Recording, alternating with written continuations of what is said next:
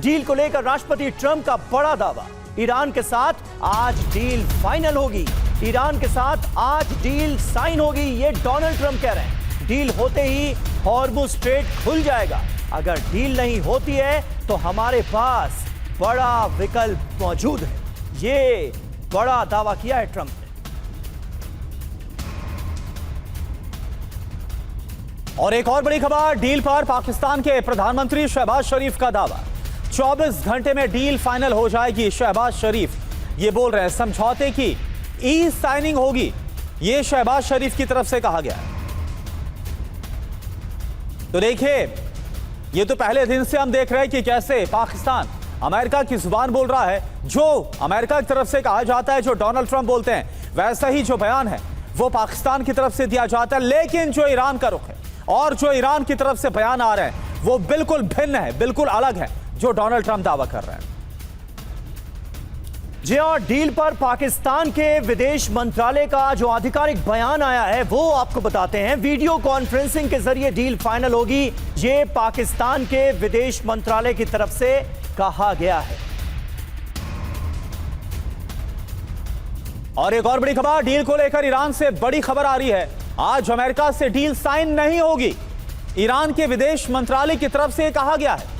Iran विदेश मंत्रालय के प्रवक्ता इस्माइल बकाई ने क्या कहा, समझौता अभी फाइनल हुआ ही नहीं है, डील को राजनीतिक दिखावा नहीं बनने देंगे, यह इस्माइल बकाई की तरफ से कहा गया। समझौते में परमाणु मामले का कोई जिक्र नहीं किया गया है, यह भी इस्माइल बकाई की तरफ से बयान। आने वाले दिनों में डील संभव है, हालांकि डील संभव है, डील होने की संभावना है, लेकिन आने वाले दिनों में, लेकिन अगर कहा जाए आज या कल, ऐसा कुछ नहीं होने वाला।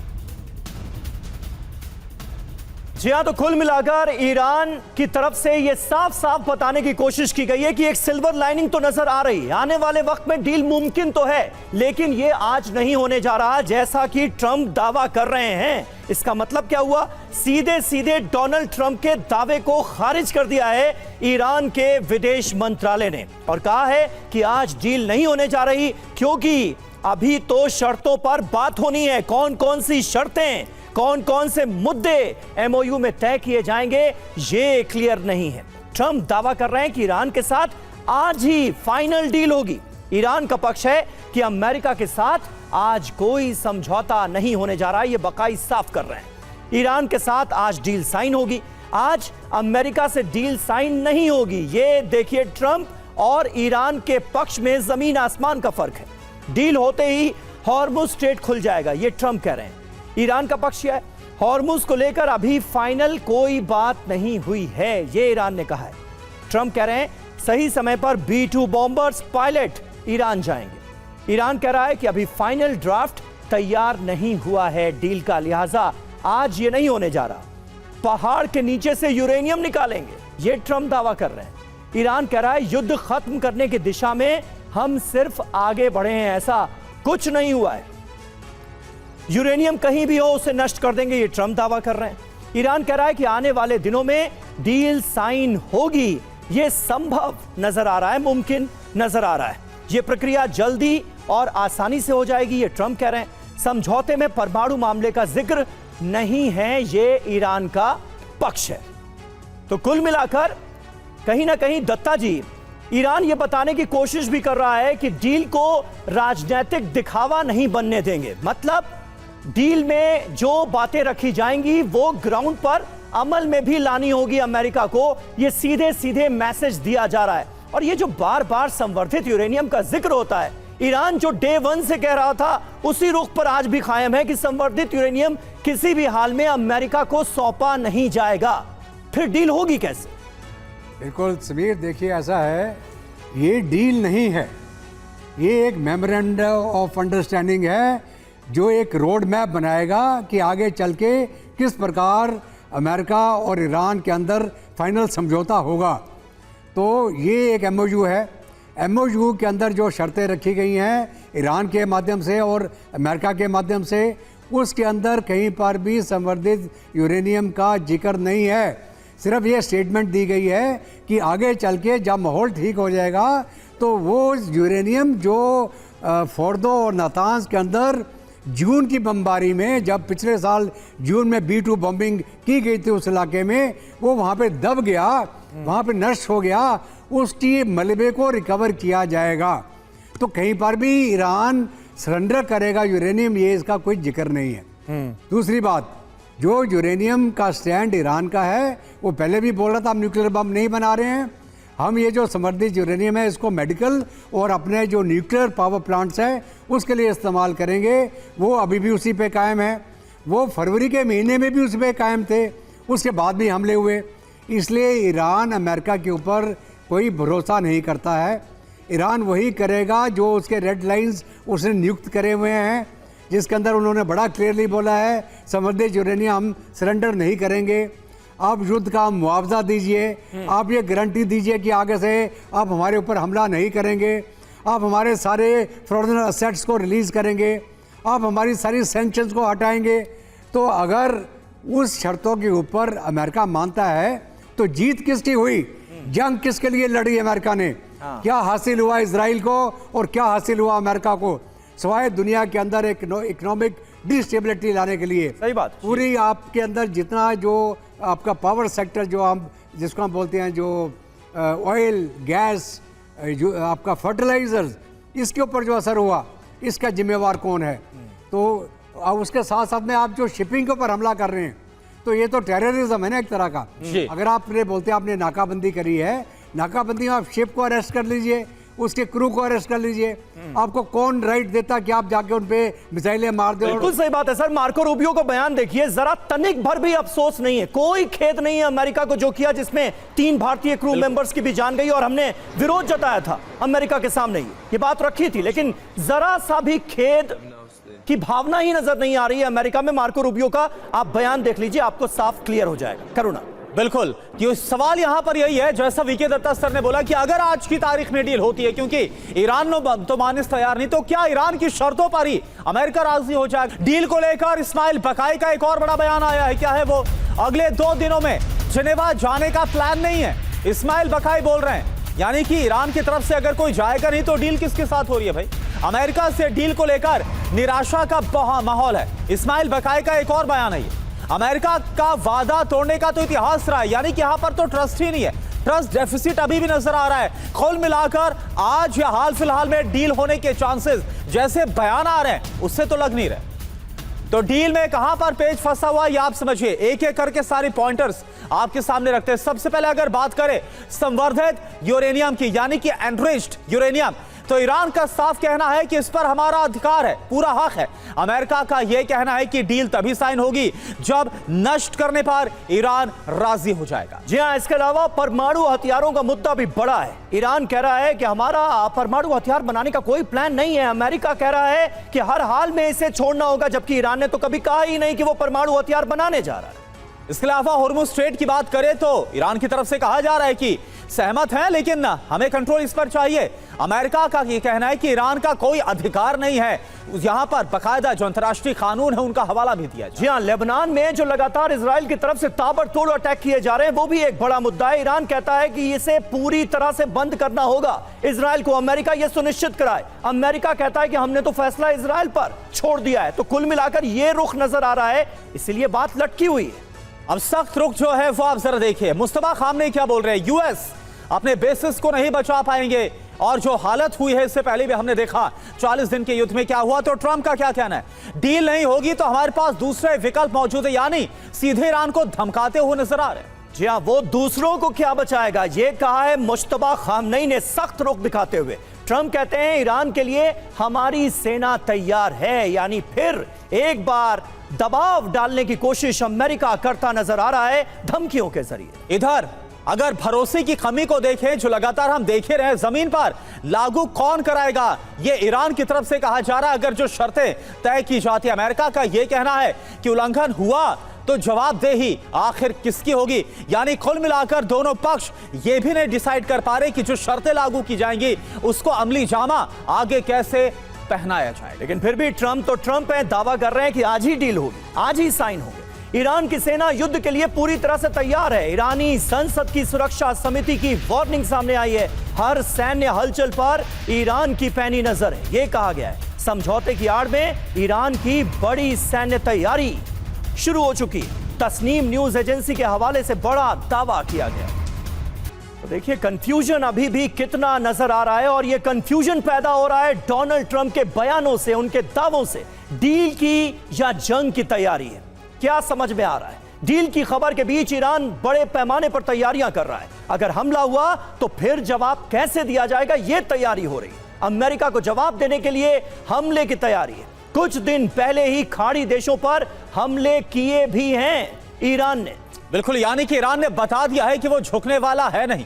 इधर कुवैत, बहरीन, जॉर्डन, इराक पर हमले किएगा, और वो तस्वीरें भी हमने आपको दिखाई। लगातार मिसाइल का टेस्ट भी ईरान की तरफ से किया जा रहा है। काफी तेजी के साथ ड्रोन बनाने में ईरान जुटा हुआ है। और air vice marshal OP Tiwari sir हमारे साथ हैं। तिवारी सर, जो बयान दोनों तरफ से निकलकर सामने आ रहे हैं, उससे तो यही सवाल खड़ा हो रहा है कि या तो ये बयान देकर कि आज ही डील साइन हो जाएगी, सब कुछ बहुत जल्दी होने वाला है, या तो डोनाल्ड ट्रंप पूरी दुनिया को धोखे में रख रहे हैं, या फिर डोनाल्ड ट्रंप इतने डेस्परेट हो गए, इतने हताश हो गए कि क्या वो ईरान की शर्तों पर ही डील को साइन कर देंगे क्या? करुणा, मैं ट्रंप के बारे में तो नहीं कहूँगा, लेकिन अमेरिकन जनता, अमेरिकन सिटीजन्स, अमेरिकन फौज जल्द अवश्य ही सीज़फायर चाहती है। यही ईरान के लिए भी एप्लीकेबल है। अभी ट्रंप का जो बिहेवियर हो रहा है, Trump is not behaving like American president. वो नेतन्याहू के दोस्त के सब तरह बात कर रहे हैं, जैसे उनके क्लोज हैं, उनकी स्पोक्स पर्सन है। अगर डील करनी है तो ऐसे डील थोड़ी होती है। ऐसा डील ऐसा करना चाहते खाली ट्रंप ने साइन कर दिया, डील पूरी हो गई। इनके स्टेटमेंट से तो यही लग रहा है कि हमने साइन कर दिया, पूरा हो गया। जहाँ तक ईरान का सवाल है, देखिए जितनी बार ये बातें हुई हैं कि जहाँ पर समझौता होने वाला है, उसके कुछ घंटे के पहले ही इन्होंने, अमेरिका ने हमेशा अटैक किया है। तो ईरान भी तो समझदार है, तैयारी अपनी पूरी कर चुका है। अब लेकिन ईरान का टारगेट देखिए, उसने ईरान के टैक्टिकल स्ट्रेटेजिक प्लानिंग में थोड़ा डिफरेंस अवश्य आया हुआ है जब से सीज फायर शुरू हुआ है।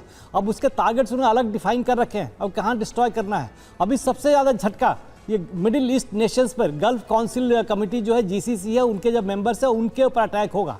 ये इनके लिए एक बहुत टफ स्टैंड लेना अत्यंत आवश्यक है। उनको प्रेशर डालना है, बिकॉज अमेरिका तो अपने बेसिस की रक्षा नहीं कर पा रहा। इन्हें जॉर्डन, बहरीन, कुवैत, इनकी क्या कर पाएगा? इनको तो परेशान कर दिया। तो इनका एक दबाव बहुत महत्वपूर्ण है। अब पता नहीं कि दबाव क्यों नहीं डाल पा रहे हैं कि अभी ट्रंप के ऊपर 4 तरह के दबाव हैं। एक अमेरिकन जनता के ऊपर, अमेरिकन फौज का, और इवन गल्फ नेशंस का। लेकिन जो इनका ज़्यादा प्रभाव है वो नेतन्याहू का है, और उनके जो आर्म्स लॉबी है ये ज़्यादा भारी पड़ रही है। अब ट्रंप को सोचना पड़ेगा कि अमेरिका के हित में बात कर रहे हैं कि अमेरिका का नहीं तो बात कर रहे हैं। अमेरिका को आगे बढ़ाना चाहते हैं कि अमेरिका को पीछे हटाना चाहते हैं। अब ईरान का सवाल है, ईरान तो सब कुछ लूज कर चुका है, लेकिन उसके पास कुछ अभी ऐसी चीज़ें हैं जिसकी वजह से अमेरिका की नेवी और एयरक्राफ्ट कैरियर को बहुत बड़ा खतरा है। उनकी जो एक मॉस्किटो फोर्स है, फास्ट मूविंग मिसाइल बोट्स है, थाउजेंड्स ऑफ टन्स में है, वो अगर लॉन्च कर दी गई तो उनको नुकसान हो सकता है। और ईरान अभी तक इसका प्रयोग नहीं किया है। मैं श्योर हूँ इसको उपयोग में लाएगा और नुकसान पहुँचाएगा। ये अमेरिकन फौज को मालूम है। हाँ। अमेरिका की फौज जो मिडिल ईस्ट नेशंस में है उनको मालूम है, वो डर के भाग गए हैं। इतना परेशानी हो चुकी है। बिल्कुल। ट्रंप का स्टेटमेंट किस लिए आ रहा है, अब क्यों आ रहा है कि अब इनके नेतन्याहू उनके ऊपर बहुत भारी पड़ रहे हैं कि वो कुछ और दबाव है, कुछ इनडायरेक्ट कुछ और हो सकता, ब्लैकमेलिंग हो रही हो, नेवर नो। लेकिन वो इजराइल की भाषा बोल रहे हैं, अमेरिका की भाषा नहीं बोल रहे हैं। ठीक है, बिल्कुल सर। और कुल मिलाकर ऐसा भी लग रहा है कि क्या जो डोनाल्ड ट्रंप है, क्योंकि अमेरिका के अंदर ही बहुत ज्यादा उन्हें विरोध झेलना पड़ रहा है, तो क्या जो इस विरोध है उसे संतुष्ट करने के लिए बयान दिया जा रहा है। एक और बड़ी खबर, सोशल मीडिया ट्रुथ पर ट्रंप ने एआई तस्वीर को पोस्ट कर दिया है। पोस्ट में डोनाल्ड ट्रंप ने लिखा है, आप उलझन में पड़ रहे हैं। ट्रंप की जैकेट में लिखा है कमांडर इन चीफ। तो ये देखिए, आप उलझन में पड़ रहे हैं, ये है। और देखिए डोनाल्ड ट्रंप नजर आ रहे हैं, और उनकी जैकेट में क्या लिखा हुआ है, कमांडर इन चीफ।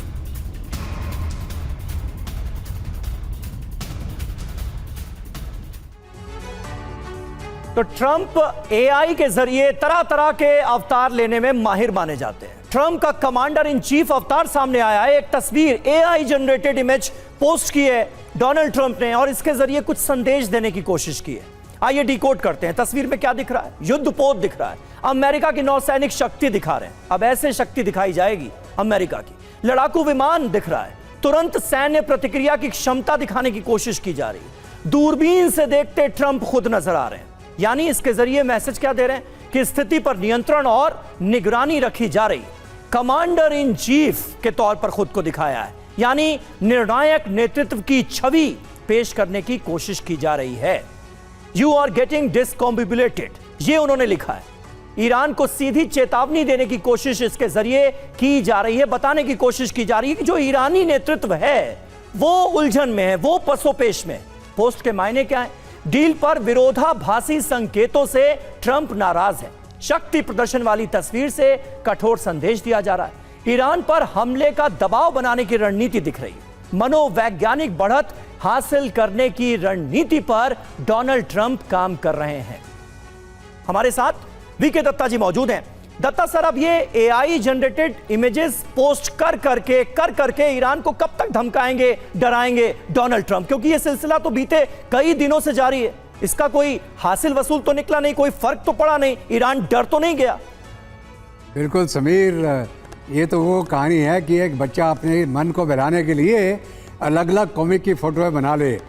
अभी डोनाल्ड ट्रंप अपने आप को फील्ड मार्शल भी घोषित कर सकता है, जैसे मुल्ला मुनीर ने ओप संदूर के बाद अपने आप को वो असर दिख रहा है। इसने भी जंग जीत ली, कहा ईरान जीत लिया, हमने उनकी नेवी बर्बाद कर दी, एयरफोर्स बर्बाद कर दी, उनको घुटनों पे ले आए।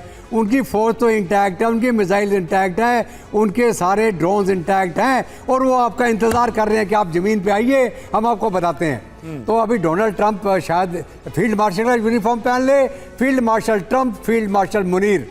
तो खैर एनीवे, ईरान को क्या डराएगा? ईरान तो पहले ही लुटा हुआ है, पहले से सैंक्शन झेल रहा है। वहाँ की पब्लिक जो है आज के दिन पूरी उसकी गवर्नमेंट के पीछे खड़ी है। अगर पहले कोई छोटे मन मिटाव थे ईरान के अंदर, वो आज के दिन में वो एक नेशनलिस्ट, पूरा ईरान एक नेशन की तरह खड़ा है अपनी आज मौजूदा गवर्नमेंट के पीछे, और वो चाहते हैं कि बदला ले आप अमेरिका से। अमेरिका ने जो उनका सुप्रीम कमांडर मारा, उनके कमांडर्स मारे, उसका बदला चाहिए उनको। तो ये जो अगर ख्वाब देख रहा है डोनाल्ड ट्रंप, ये ख्वाब ही देखता रहेगा, अपनी एआई जनरेटेड फोटो बनाता रहे, और अगली बार मैं सजेस्ट करूंगा एक फील्ड मार्शल का यूनिफॉर्म भी पहन ले। ईरान नहीं डरने वाला, ईरान इंतजार कर रहा है। और सर एक और बड़ी कॉमन बात है, दोनों के दोनों फेल्ड भी हैं, दोनों फेल्ड भी नजर आ रहे हैं, ये भी एक बड़ा कॉमन है दोनों के अंदर, जिसका आपने जिक्र किया है। ईरान में डील पर भड़के हैं कट्टरपंथी। ईरान में विदेश मंत्रालय का घेराव हुआ, ईरान के विदेश मंत्री अब्बास अराक्ची के खिलाफ जमकर नारेबाजी हुई है। डील अमेरिका के सामने सरेंडर होगा, ये कट्टरपंथी की तरफ से कहा गया। अराक्ची ने ट्रंप के सामने घुटने टेक दिए, ये कट्टरपंथियों की तरफ से कहा जा रहा है, यानी कि डील का जो विरोध है वो भी होता हुआ नजर आ रहा है। ईरान में विदेश मंत्रालय का घेराव किया गया, यानी कि बड़ी संख्या में एक वो तबका भी है जो कि नहीं चाहता कि किसी भी हाल में अमेरिका के साथ कोई बात या कोई डील साइन हो। और ईरान में डील के विरोध का एक और वीडियो अब आपको दिखाते हैं। डील का ड्राफ्ट लीक होने के बाद ये प्रदर्शन शुरू हुए हैं। जानकारियां ऐसी ही आ रही, डील के लिए खतरा बने विरोध प्रदर्शन, अराक्ची के खिलाफ भी लोगों का गुस्सा फूटा है। और एक और बड़ी खबर, ईरान से डील को लेकर ट्रंप का नया दावा, ईरान कभी एटमी हथियार नहीं रख पाएगा। ओबामा के वक्त ईरान एटम बम के करीब पहुंच गया था।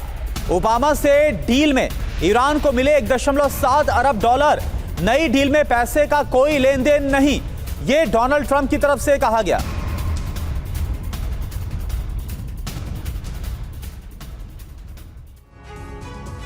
तो अगर अमेरिका और ईरान में डील होती है तो सवाल तो यह है कि इस युद्ध में कौन जीता और कौन हारा। अमेरिका ईरान में वॉर, किसकी जीत किसकी हार, यह है बड़ा सवाल। आइए एक बड़ा आंकड़ा हम आपके सामने रखते हैं। अगर सबसे पहले बात की जाए मौत की, ईरान में 3636 लोगों की जान हुई, मतलब जो इजराइल की तरफ से अमेरिका की तरफ से हमले हुए उसमें इतने लोगों की जान गई। अमेरिका के 15 लोगों की जान गई है। घायलों की अगर बात की जाए तो ईरान में घायलों की संख्या है 26,500, जबकि अमेरिका के घायल लोगों की संख्या है 543, ज्यादातर सैन्यकर्मी। सैन्य ठिकाने और टारगेट्स अगर देखे जाएं तो ईरान के 50 से ज्यादा ठिकानों को, टारगेट्स को तबाह किया गया। अमेरिका के कई बेसेस तबाह हो गए क्योंकि खाड़ी देशों में तमाम जो बेसेस मौजूद हैं वहीं पर ईरान ने बॉम्ब बरसाने शुरू किए। ड्रोन्स की बात की जाए तो हजारों ड्रोन्स ईरान के तबाह हुए हैं। अमेरिका के 12 से 24 ड्रोन्स तबाह हुए हैं जंग के दौरान। नौसैनिक बेड़े की बात की जाए, जहाजों की बात की जाए तो ईरान के 155 से ज्यादा तबाह हुए हैं और अमेरिका की तरफ से कोई आंकड़ा मौजूद नहीं है। अनुमानित आर्थिक नुकसान की बात की जाए तो ईरान का 25 लाख करोड़ और साथ ही साथ जो इंफ्रास्ट्रक्चर है, बुनियादी ढांचा है, उसका नुकसान हुआ है। अमेरिका की बात करें तो 2.4 से 3.3 लाख करोड़ का भारी भरकम सैन्य खर्चा अमेरिका का भी हुआ है और यही वजह है कि अमेरिका में भी विरोध लगातार बढ़ता जा रहा है ट्रंप की पॉलिसीज का। कुछ और अहम डिटेल्स करुणा के पास हैं। करुणा। बिल्कुल, तो देखिए अमेरिका और ईरान के बीच जो टकराव हुआ, अब ये जानना भी जरूरी है कि अभी तक कौन कौन मारा गया है, कितना नुकसान हुआ। अगर बात करें ईरान की तो ईरान के supreme leader ayatollah Ali Khamenei, जो हमने देखा था कि पहला हमला इजराइल और अमेरिका ने किया था, उसमें उनकी मौत हो गई। इसके अलावा अजीज नासिर जादे जो कि ईरान के रक्षा मंत्री, उनकी भी मौत इन हमलों में हुई है। साथ ही साथ अली शमखानी जो कि रक्षा परिषद के सचिव हैं, ईरान को जो नुकसान उठाना पड़ा है वो आपको बता रहे हैं। अब्दुल रहीम मौसावी सशस्त्र बलों के चीफ ऑफ स्टाफ, उनकी भी हमलों में मौत हुई है। साथ ही माजिद खादमी की बात करें जो कि IRGC इंटेलिजेंस प्रमुख, उनकी भी मौत अमेरिका और इजराइल के हमलों में हुई है। अली रेजा तंगसीरी IRGC के नौसेना प्रमुख, आपने देखा भी होगा कई बार ट्रंप बोल चुके हैं कि हमने उनकी नौसेना, उनकी सेना सब कुछ खत्म कर दिया। इसके अलावा गुलाम रेजा सुलेमानी जो कि बासिज फोर्सेस के कमांडर, उनकी भी मौत अमेरिकी हमलों में हुई है। अली लारिसानी सुरक्षा प्रमुख, अली लारिसानी की भी मौत अमेरिका और जो इजराइल की तरफ से हमले किए गए उसमें हुई। अमेरिका ईरान डील वार्ता से इजराइल नाराज है। ईरान को फिर तैयारी का वक्त मिल जाएगा। अगर डील हुई तो ईरान को तैयारी का और वक्त मिल जाएगा, यह इजराइल कह रहा है। अमेरिका ईरान में होने वाली डील ठीक नहीं है। इजरायली अधिकारियों के हवाले से यह खबर सामने आ रही है। मतलब जैसे जैसे अमेरिका डील की तरफ आगे बढ़ रहा है, इजराइल को यह बात नागवार गुजर रही है। तो देखिए यहां पर अमेरिका और इजराइल का रुख जुदा नजर आ रहा है। अमेरिका कह रहा है कि ईरान से आज डील होगी। डोनाल्ड ट्रंप ने तो यह दावा कर दिया है कि डील होने जा रही है, दस्तखत होने जा रहे हैं। ईरान का आरोप है कि इजराइल समझौते को पटरी से उतारने के मौके तलाश रहा है। यह देखिए, डील नहीं फाइनल, क्या फिर युद्ध होगा? अमेरिका परमाणु पर जल्द फैसला ले ईरान, यानी जो परमाणु कार्यक्रम है उसे लेकर जल्द फैसला लिया जाए। और यहां पर परमाणु कार्यक्रम मतलब संवर्धित यूरेनियम का जिक्र हो रहा है। ईरान कह रहा है डील पटरी से उतारने के बहाने ढूंढ रहा है इजराइल का पक्ष क्या है? ईरान पर अकेले सैन्य एक्शन के लिए हम आजाद हैं। यानी इजराइल बार बार यह बता रहा है कि हम इस डील का हिस्सा नहीं है। मुझसे मत एक्सपेक्ट करना कि मैं ईरान पर या लेबनान पर हमला आने वाले वक्त में नहीं करूंगा। बिल्कुल, इसके अलावा अमेरिका का क्या कहना है? सिर्फ कागज पर दस्तखत का पैसा नहीं मिलेगा, यानी कि उसे अमल में भी लाना होगा। ईरान का कहना है पहले बंदरगाहों से यूएस नौसेना नाकेबंदी ब्लॉकेड को हटाना जरूरी है। इजराइल का बोलना है ईरान को फंड हमारे लिए सीधा सुरक्षा खतरा है। आगे, जी हां, परमाणु यूरेनियम भंडार फौरन हमें सौंपा जाए, संवर्धित यूरेनियम हमें फौरन सौंपा जाए, यह कह रहा है अमेरिका। ईरान कह रहा है कि संवर्धित यूरेनियम का स्टॉक ईरान में ही रहेगा, इसे तो सौंपे जाने की बात ही नहीं है, इसे कंसीडर भी नहीं किया जा रहा। इजराइल कह रहा है कि समझौते के बावजूद हम हर मोर्चे पर बने रहेंगे। अब आप बताइए कि ऐसे में अमेरिका की तरफ से जो बातें कही जा रही हैं उस पर ईरान यकीन करे तो कैसे करे? बिल्कुल, अमेरिका कहना है कि मिसाइल ड्रोन पाबंदियां डील के बाद भी जारी रहेगी। ओपी तिवारी सर, यहां पर तो ऐसा लग रहा है कि अगर अमेरिका डील कर लेता है तो एक तो जोखिम यह होगा कि इजराइल जो कि उसका अहम साझेदार है, उससे एक ना कहीं एक जो नाराजगी है वो मोल लेना। और दूसरी बात यह कि भले अमेरिका और ईरान के बीच डील हो जाए, लेकिन इजराइल और ईरान के बीच कभी भी युद्ध फिर से शुरू हो सकता है, उसके भी चांसेस है जो नेतन्याहू के तेवर बता रहे हैं। करुणा, देखो, अगर अमेरिका और ईरान के बीच में अगर डील हो जाता है तो इसको ईरान और अमेरिका से ज़्यादा विश्व में सारे देशों को फायदा होगा। जो इकोनॉमी पूरी डिस्टर्ब हो चुकी है, अब इजराइल और ईरान लड़ते रहे उससे कोई ज़्यादा खास फर्क नहीं पड़ता, उसमें इजराइल और ईरान का ही नुकसान होगा। अभी क्या महत्वपूर्ण क्या है? महत्वपूर्ण सबसे इंपॉर्टेंट चीज़ यही है कि अमेरिका और ईरान में डील हो और ये हॉर्मुज़ खुले, और जो ऑयल की क्राइसिस हो रही है, जितनी फाइनेंशियल क्राइसिस हो रही है, आर्थिक स्थिति जैसे विश्व की बदल रही है, वो सुधरे। लेकिन जिस तरीके से ट्रंप साहब स्टेटमेंट दे रहे हैं, उस स्टेटमेंट से लग नहीं रहा कि ये कुछ डील आगे बढ़ने वाली है। लेकिन जहाँ तक इजराइल का सवाल है, इजराइल सही कर रहा है कि जितना समय मिल रहा है ईरान को, ईरान की तैयारी उतनी मजबूत होगी। ईरान की तो मजबूरी है, ईरान को तो तैयारी करनी पड़ेगी। ईरान तो तबाह हो चुका है, ईरान को तो जवाब देना ही पड़ेगा। तो ये देखते हैं कैसी क्या बात है। इजराइल का तो इसमें कोई ऑब्जेक्टिव नहीं है, कोई अचीव नहीं होता। जैसे अगर साइन हो जाएगी डील तो इसमें इजराइल का इसमें कोई फायदा नहीं होगा। इजराइल का जो मेन ऑब्जेक्टिव है उसको लेबनान में और लतीवी रिवर के आगे भी, जो पहले उसे कहा था खाली 30 किलोमीटर का हम बफर जोन बनाएंगे, अब 60 किलोमीटर आगे बढ़ने की कोशिश कर रहे हैं। सर एक बड़ी दिक्कत तो ये भी है ना कि अगर ये एक्सपेंशन इजराइल का आगे नहीं बढ़ेगा, ये जंग आगे नहीं बढ़ेगी, ये तनाव नहीं दिखेगा, तो फिर तो जो इजराइल की घरेलू जनता है वो फिर करप्शन चार्जेस का जिक्र करने लगेगी, नेतन्याहू की कुर्सी पर खतरा आ जाएगा। लिहाजा ये जंग चलती रहनी चाहिए। यही है इजराइल का कुल मिलाकर रुख।